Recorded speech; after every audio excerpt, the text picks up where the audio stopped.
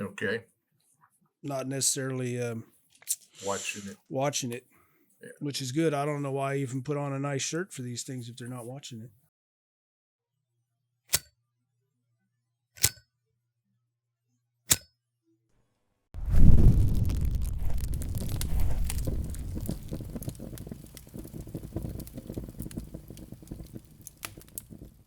Well, I'm ready when you are. All right. So, another episode of Perimeter Fires. Today's guest, Coach Jackie Sherrill, to most folks, needs absolutely no introduction. Yeah. But to the uninitiated, Coach Sherrill, and we're going to get into all of this. And like we talked about, Coach, this is way more than an hour conversation. So, but just to touch on it, Coach Sherrill built Aggie Bonfire. Coach Sherrill climbed up into the stack, wired logs, did the work, and was inspired along the way. And we're going to talk about that. The 12th Man Kickoff Team and that whole experience. And for everything that everybody knows about you, Coach Sherrill, I'm always amazed and impressed at how much they don't know, because you're just so content to push people in the right direction. And what people know about you is the people who know you not being content for somebody to not know what you've done. I was really lucky. And I don't know, I know the 12 Fires Winery was serving wine at your Letterman's banquet. And I think I was brought in to take pictures with them. And then the Letterman's banquet said, hey, take pictures of the whole affair. So I got to watch the whole evening where they dedicated the Letterman's Club. And I was struck by, to this day, how many people are just motivated by you and crazy to be in your company. So thank you for joining me now. And let's just start getting into to all of this. And let's start with something that I think most people don't know. You are, I don't know if provocateur is the right word. You're a motivator. You inspire people to do things like, I'm going to share my screen real quick. I'm not as high tech as Gabe. Well, he had a lot of practice. Plus, he had a lot of help. Yeah, he had Dalton. Yeah. Dalton's good too. Yeah. I've sent Dalton a couple of these podcasts and said, hey, how did I do? And he didn't say good job. So, well, he may have sent you a message to do better. That's what it was. Yeah. The unspoken message. So there, you had something to do with this.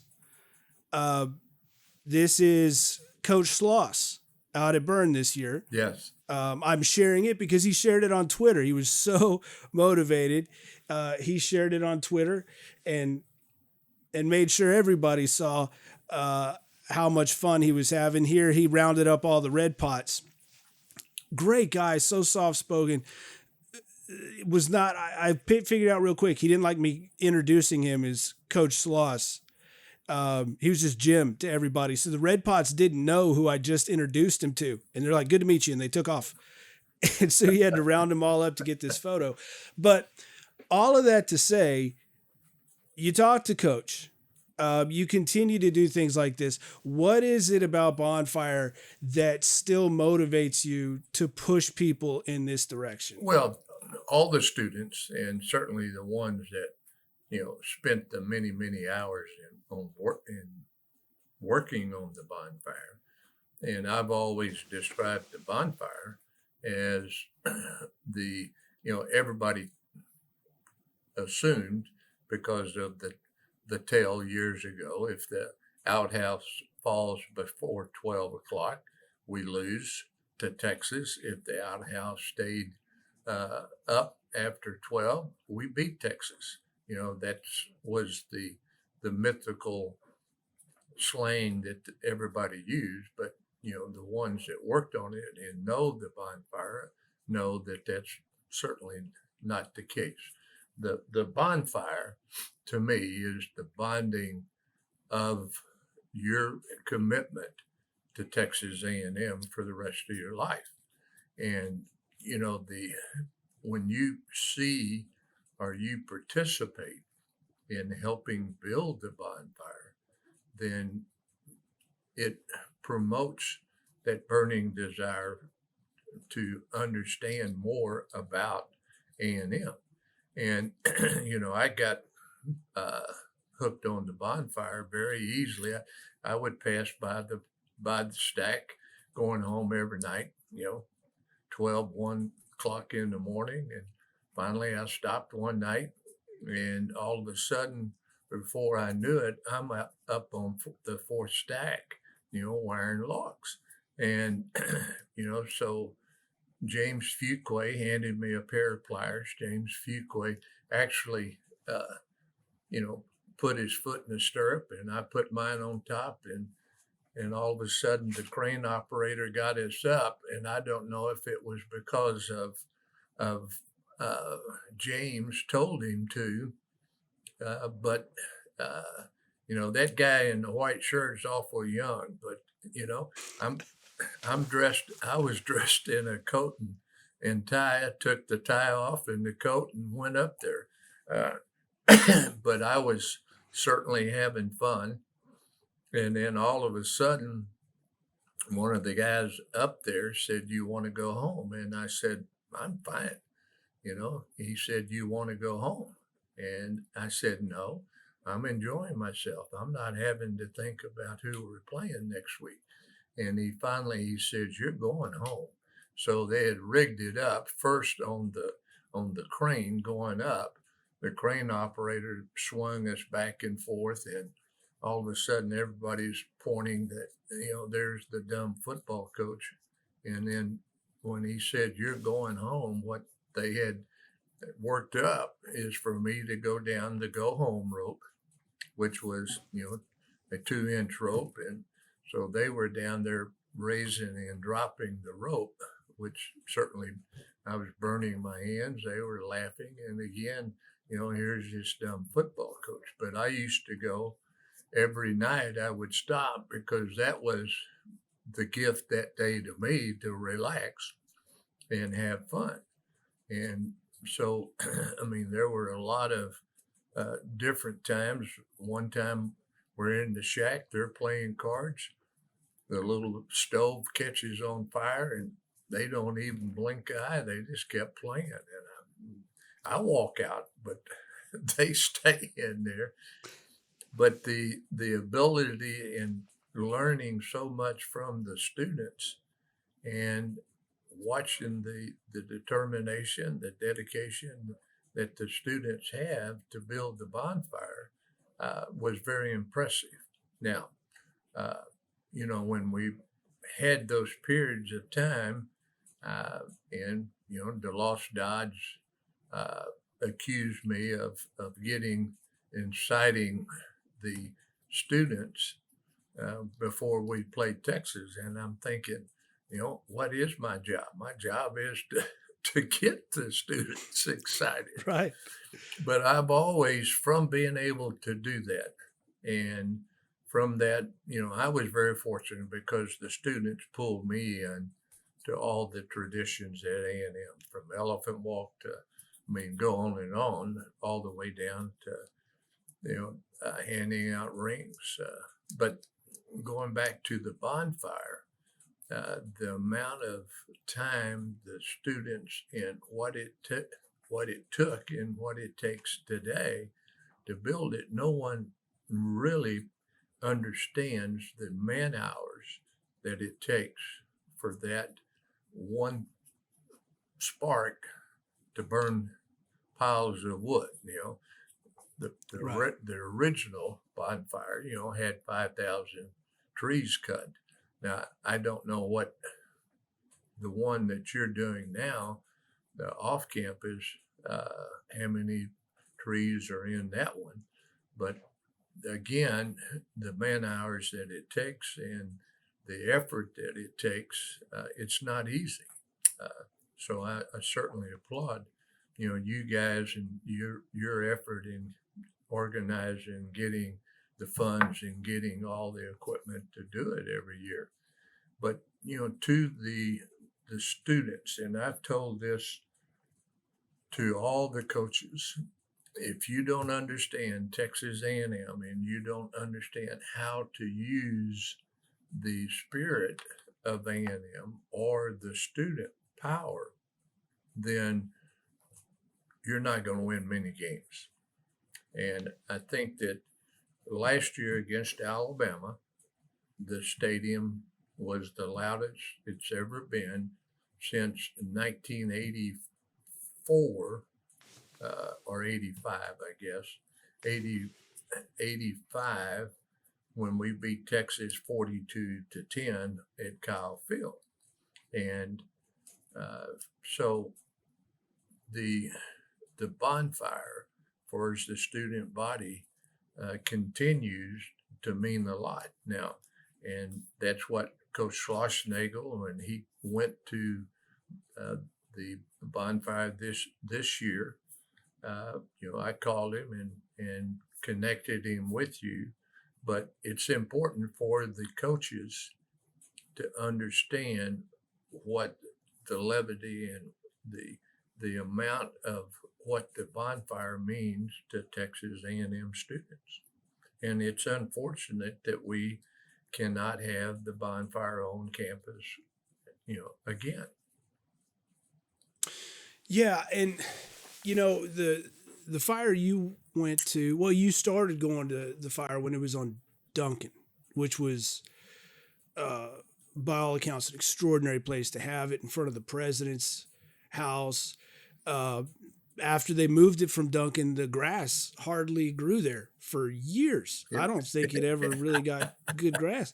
It was concrete. That was all those years that the Corps packed that, and I would say that they made the Corps go out even when it was wet and still packed it down some more. Oh yeah, like concrete, and the polo field's so far away, and we talked to Jim McTasney at the Burn Night Live, that show we did in 2015, I think, from Burn, and Mr. McTasney was talking about, even back in '92, they gave them 3 places to build it, and only one of them was on campus. One of them was Carlos, like 5 miles farther away than where we are now. So it's been this steady moving away from the heart of campus. And, I wish that I could have everything. Like, it could be on campus and the students could still run it. And the students could still have that autonomy you talk about. You didn't become part of Bonfire by coming out and watching it. You became part of Bonfire by coming out and building it. And the students have got to be in a position to lead it if they're going to take a piece of it with them when they leave. So, yeah, but returning to your building it, I want you to know, since my time as a participant and a leader when we started again, it's been going on close to 20 years now that I've just met people, and I'd say right now that's pretty much my job. Like, I can't swing an axe anymore. I'm useless. I can take some pictures, what have you, but my job, I think, is probably just meeting and talking to people, which means I have met literally thousands of people and talked about Bonfire.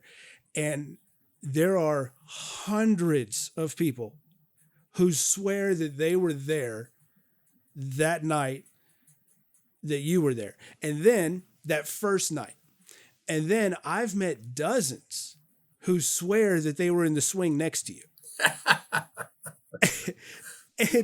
And not to take anything away from them, it was such an important moment that it was whether you were there, you heard about it the next day and you didn't go out that night or you just missed it. It was so important that in order to represent how important that was, people now remember being next to you when, if I'm no physicist, but I'm pretty sure there's only, two sides. Like somebody can be on one side and somebody can be on the other. That's two. There's dozens who swear that they were there. That's how important it was. Well, So, it spread on campus like wildfire.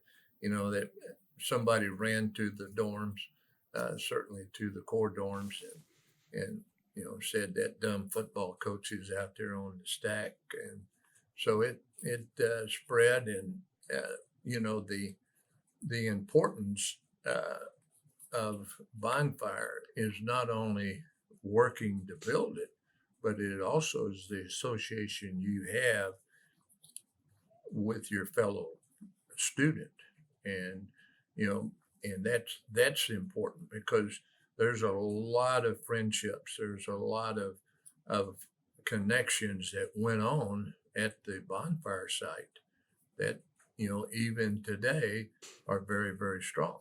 And you don't go work on Bonfire and forget it.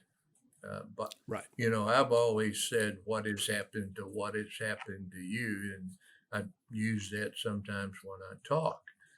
But to the students, and a lot of students, that one instance of going to work on Bonfire or watching the stack burn or other things at the site was something that is ingrained in them for the rest of their life.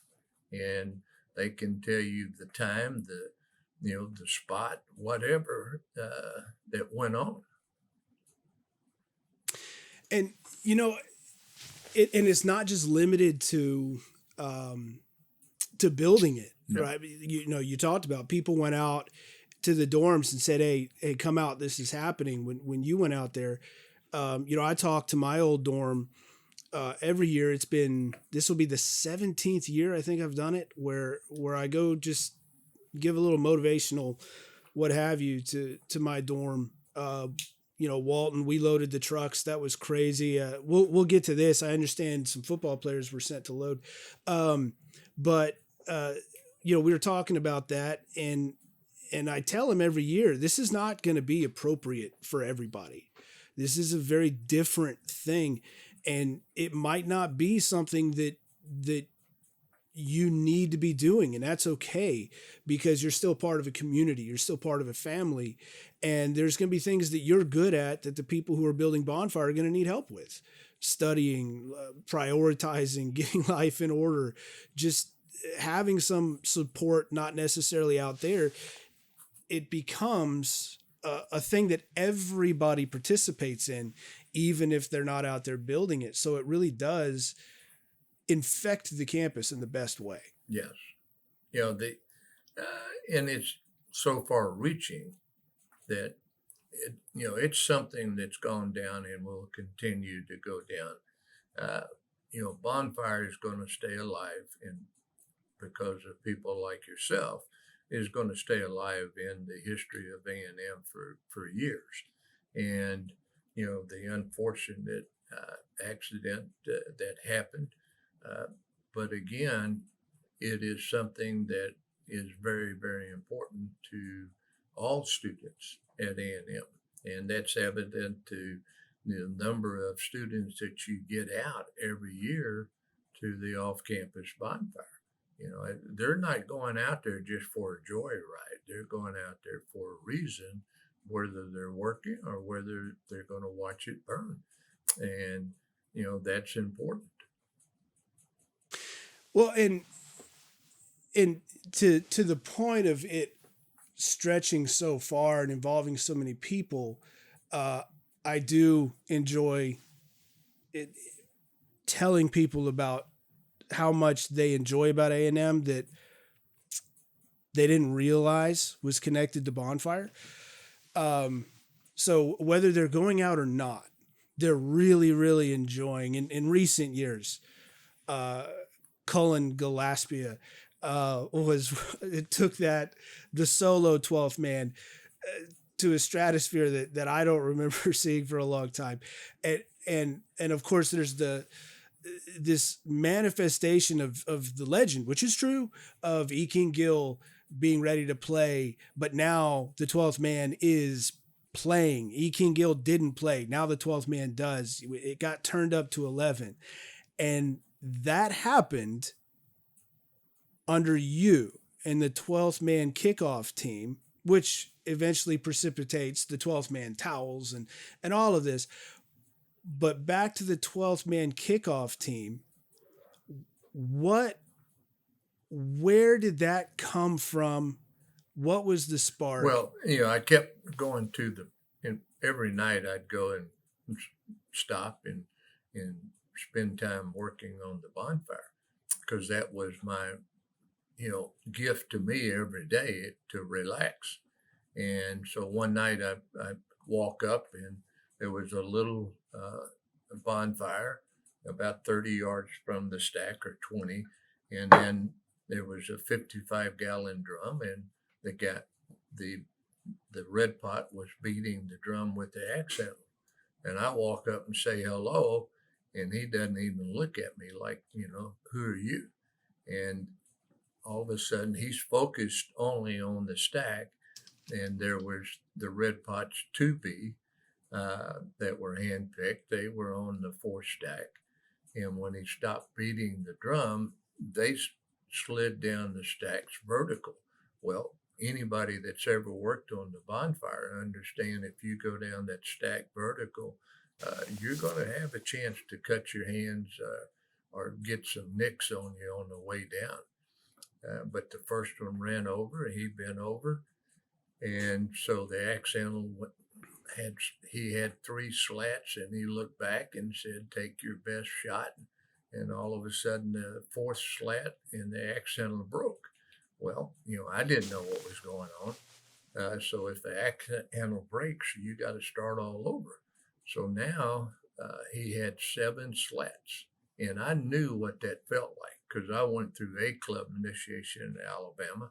We had 2 slats Saturday morning, and I took my first slat and I turned around and I said, I ain't taking another one. And there ain't anybody here big enough to make me either. So I walk out, and a senior comes out and says, I'll give you your last slat. But so I knew what that felt like. There were no emotions, no feelings. And I said, there's 40,000 students. I know that I can coach somebody to cover a kickoff. So I said, there's enough crazy that have no regard for their bodies that I can do that. And even today, Dion, they would be the number 1 team in the country. 2 years ago, not last year, but the year before, Alabama was in the Power 5 teams. They were number 1 with a 17-yard average. A&M, those guys that were on the kickoff team, their average was 12.5, and they were good. Wow. The furthest one went to the 43-yard line, and that was Bo Jackson. But averaging 12.5 kickoff, and back then it wasn't like you're kicking it out of the end zone. They were returning an awful lot of kicks, but we had guys that walked on. They were trained in covering kickoffs, and they did a great job. And they won against Tim Brown, Bo Jackson, right. Eric Metcalf. I mean, you can go on and on that they won against some of the best that's ever played the game in college or pro ball that were great returners. And, the Tim Brown thing, not just went against him, but so completely dealt with him that he took himself out of the game violently. Yeah, he did that. And that was because of Chet Brooks. Chet Brooks and Tim were rivals all the way through grade school, high school. and Chet kept egging the 12th man guys, somebody to take his towel. And, Mm-hmm. Barhorst, when he made the tackle, he reached down and grabbed his towel and jerked it off of him. And then all of a sudden, Tim came after him and hit him in the back of the head and was ejected from the game. Yeah, I mean, the way that unfolded, he clearly had taken himself out of the game already. That was just a desperate act. He was dominated by the 12th man kickoff team, a product of Bonfire. What Bonfire was showing you, Aggies were capable of without even being asked yet. Well, RC did say the next morning. I told the staff and only one, Curly Hallman, really understood what I was saying. But RC looked at me and says, "Coach, you sure you didn't fall off that stack?" There ain't no way. It's crazy as hell. Yeah. Well, the crazy ideas. There's another crazy idea that happens, which is to cut down thousands of trees and stack them up and burn them. That's a pretty good idea. The crazy ones work. Yeah. Well, that was because, they did the state of Texas a favor because they were cutting the right of way. They were cutting the trees down anyway. So they allowed the students to cut it. So it saved us, the taxpayers, quite a bit of money. Oh yeah, and every year, Bonfire's got billboards up on the highway. They got ads on the radio again, and you see, there's this year probably 15,000 acres in total from just across the area of people saying, "Can you come look at this and tell me if you can cut it?" There's so many trees, and they're gonna come down anyway, and so Bonfire goes out there and does the community service. But not only that, I mean, being a year-round process, I don't know if you'd seen this, but recently they're working on cleaning up the previous cut site, getting a new cut site ready, cleaning up stack site, digging up center pole, working all the time, nonstop. And so, their axes are always sharp, chainsaws are always tuned. And, we had the tornadoes that came through Madisonville last month, something like that. And, Bonfire was out there the next morning doing what they know how to do, which is deal with dangerous trees and clear things out. Now, they can't use any of those trees. They can't have them sitting at stack site for 6 months or whatever. They're just doing it because they know how to do it. And it's that spirit that motivated Bonfire folks have of doing extra, doing more, just because. Now it's been my understanding that there was sort of throughout your time, as these ideas are coming in and you're having these experiences, there was sort of somebody in your ear, somebody helping you, guiding you along the way, introducing you, etc. James Fuquay. Oh yeah, and still is a great friend today. He was the young man. He burst in my office my first spring and just ran through the secretary and burst in my office and pointed at me and he said, "You want to be the football coach at A&M or do you want to be just another football coach?" And so he challenged me, and what it was, he had challenged me to come and join the students in Elephant Walk. And now I don't know if any other coach has ever been in Elephant Walk, but that was the first exposure that I had to the students, that the students got to see, the football coach participating in one of their traditions and, being part of them. And that's where, there is so much power in the students at A&M that if you understand how to harness and use that power, you may not lose a game, at home. And there was, quite a period of time in there, that we didn't lose a game at home. Mm. The students that were in school from mid 80 all the way to mid 90, that 10-year period, that they had a lot more fun than the students today. And, after a game on Saturday, they would close, that I remember, they would close University Avenue in front of the Dixie Chicken, and the police would not let the traffic go down to let the students have fun. And oh yeah, they would not close that today. No. And that I lived on Northgate on the corner of Church and Boyette, closest front door to the Chicken. Moved from Walton right across the street from it to those apartments. And it was so great that we stayed there much longer than our growing family should have. But it was just so great that, those years when you could still go out on the promenade. And, in my era as a student, I remember going to the secondhand store and buying couches for 20 or $30. And you'd set them up on the promenade and kegs and the whole thing. And just just out in public. It was so, not today, and back in those days, no, not today. No. And I remember hearing stories of, in those days when they would actually close University and you'd be out on University and you'd want a beer from the Chicken, you weren't going to make it through all those people in and back out again. So you just hold up your money and say what beer you wanted.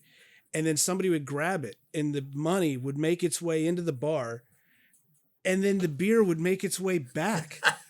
Hey, that wouldn't happen anywhere else but A&M. No, it's insanity. So yeah, I mean, we're gonna talk to James for sure, and now, James talk about conversations in detail a lot more than I do, but that's his job, is to remember. He's been trained to remember a lot of things. His detail of memory is sometimes shocking. I'm pretty sure we're gonna have to split him up into like 10 episodes or something. But that story. Now, talk about things, times change, whatnot. I'm gonna share another one with you. So there was this. This was 2000. Oh yes, this was 2020. This was the COVID season. And in a break from the past, in your time, you had James Fuquay, who I'm sure you've heard. There was a drawing of straws, and he drew the short one.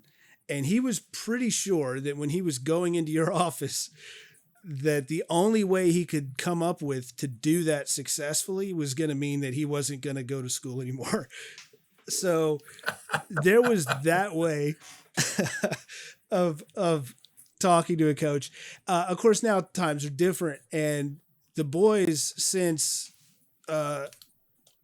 Jimbo has gotten here, the boys had harbored this idea of getting him a slice of red pot log. But, knowing the story the way they do, because they've heard it from Fuquay, they've heard it from lots of folks, they knew that they couldn't just go kick down Jimbo's door anymore. And so we went through years of the proper channels, what have you. And then one day it just occurred to me, it was just one of those, like, what was I thinking? I'm an idiot. I said, let me call Coach Sherrill real quick. And so I called you and said, hey, the boys want to do this. And you said, give me a minute. And then you got off the phone and you called back like 10 minutes later and you were like, is Friday good? So yeah, this was that. the boys delivering the log at a time where I really felt like just being in the room just to witness it, fly on the wall kind of thing. I felt like both sides had so much work to do that they were both like, there was this nervousness because it was COVID, and he didn't want to interfere with them being able to do their job, and vice versa. But the two of them together, those two groups together in the room, was just, you could tell that both of them were exactly where they wanted to be right there. Yeah. What was that conversation like? Hey, coach, the boys want to give you a slice of a tree. Well, to me, it was a treasure that very few people have. I remember one bonfire that I took my little kids then, they're not little today, and to the stack, certainly, of course, it wasn't out yet, it was still smoldering. But all of a sudden I look down and I see an axe handle that was used to light the fire, the bonfire. So I was able to take it out and still have it today, in a prominent place. And that was an axe handle that survived the burn, and that was used to torch the burn. Or stack. So it's very a memory that you have, and it's a prize memory that, people talk about what's it worth. Well, it's worth whatever, and because, one day, my son, which graduated from A&M, that will, certainly be one of his prizes. Well, and the thing that was great about the engagement with Coach Fisher, or with Coach Schlossnagel, was it's immensely valuable to the people who are willing to see that it is. Yeah. And so these red pots got to be in the company of people who was such a sense of motivation and purpose and meaning that these moments did mean a lot. Yeah. Because they get it. In other words, A&M has been fortunate to get coaches that get it. Well, that picture of the two red pots plus Jimbo, I mean, that's a treasured picture that they'll have for the rest of their lives. And the same thing, Jimbo's not getting rid of, part of a log that was used on the stack. And just like I'm not getting rid of, the axe handle. So, I mean, there's so many things that, you can trace it to kids today that are going to A&M that their parents met at the bonfire, all right, at the building of the stack, that actually maybe met working together building the stack. So,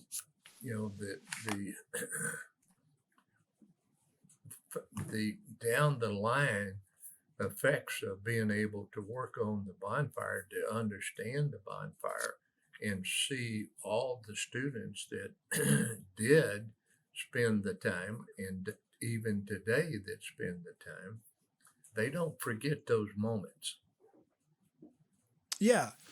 Yeah. The legacy aspect is, people who I built Bonfire with, and I saw them in the same crews together, or I saw them from different crews, and they would meet at lunch or around stack at night, when the crews would mix, and remembering seeing them become friends, and now they have kids, and their kids, some of them are already talking about coming here. Yep.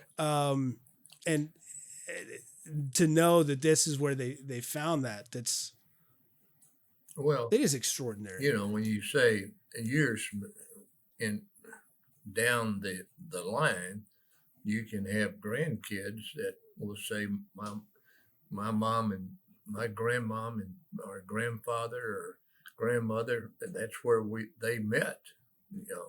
Yeah.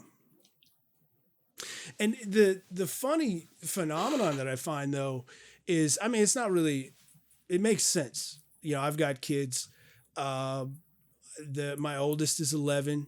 She started coming out when she was 6. She got her first axe when she was 6 and started coming out. But that wasn't my idea. That was my wife, who didn't build it. But she says, "Hey, your daughter's asking where you're going every weekend," and so she started coming out. But it wasn't. You find the people who built it don't tell their kids you should do this. You know, they don't encourage them to do it. They hope that they find it. Yeah. And well, the same thing with the coaches. Uh, how many coaches actually went to the stack or actually worked on the stack or was part of it. Now, the ones that did, that's an everlasting memory that they have. And again, So, I've always told every coach that you need to understand and use the power of the 12th man. and I, to have so many coaches who feel that way at the same time now, we are really, this is an exciting time. Yes.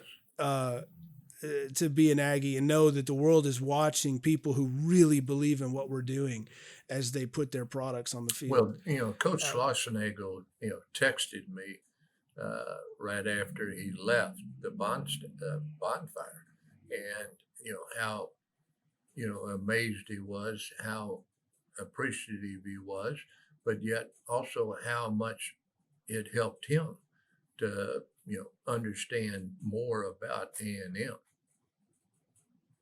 That's great to hear. That feels really good to hear. Yeah. I know too, being, I dabbled in baseball, wasn't great or anything, but I know that I was better with an axe than a lot of folks because I had a baseball swing. So maybe we can let some of the leaders visit the batting cages. I think you will let any player come out except a pitcher, because he's not going to, have that pitcher hurt his shoulder or elbow.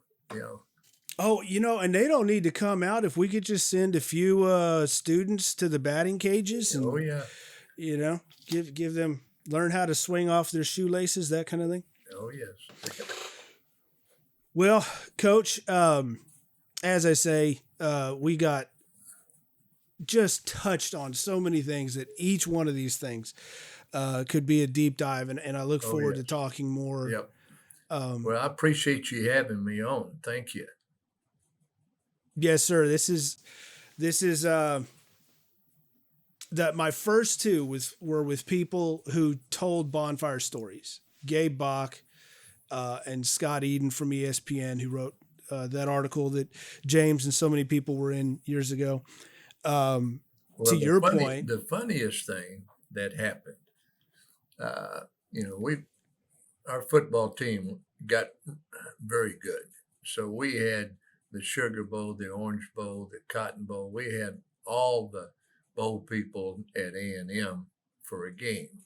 And I think that was probably, and they came in, and it was either Thursday night or Friday night.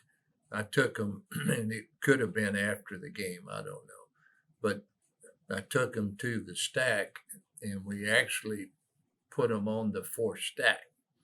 And we were up there, and one of the guys from the Orange Bowl was had a little too much to drink, and he was backing up a little too close. And so I put my arm around him, and I waved for the crane operator to come back up and take them back down. So we put them up and down without any any incident, which was good.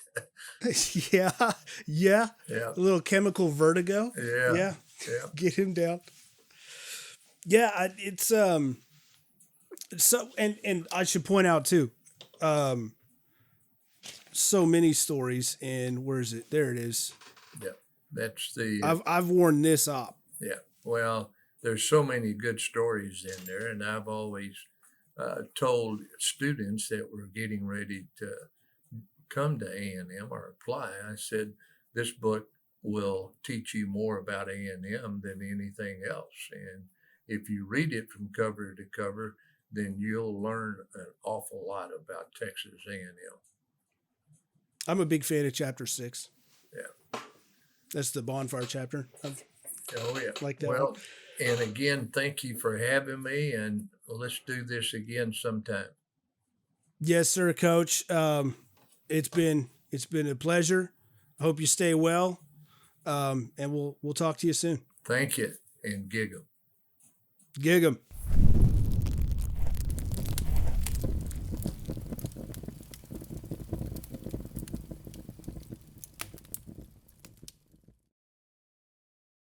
Yeah, about to have an old Aggie buddy in Good. for a visit and cook some brisket and Yeah. How long do you let it stay on? so I'll do it about an hour per pound.